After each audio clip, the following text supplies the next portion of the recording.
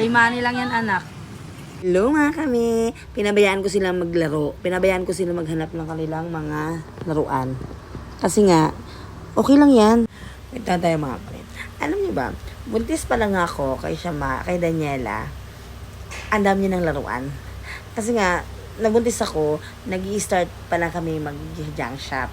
Tapos, yung mga nagbebenta sa amin talaga, mga galing sa subdivision, galing sa, alam mo yung mga mararanging buhay talaga na kapag hindi na ginagamit or hindi na nilaruan ng mga anak, tinatapon na. So, si Daniela, hindi ko pa siya pinapanganak, ang dami niya ng laruan as in so yung sa mga fast food na galing or sa mga yung mga sa chocolate na ang tataas na laki, ganun na yung mga laruan ni Daniela noon.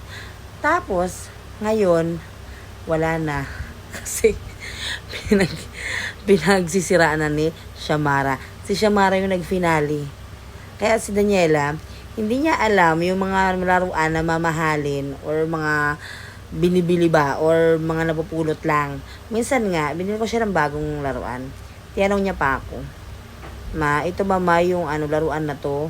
Ito ba ma yung kinilo daw or binili ko raw talaga? O diba? Ang galing. Tinanong niya pa talaga ako. Nanigurado siya kasi nga, pareho lang din naman yung kilo tsaka sa shop galing. Nagulat ako. Parang kayo na lang pabulong-bulong ka sa likod ko pero bakit nandyan ka na sa likod? Sa mga anak mo. Diba? Hindi niya matiis. Kasi nga nahutuwa siya. Thank you for watching.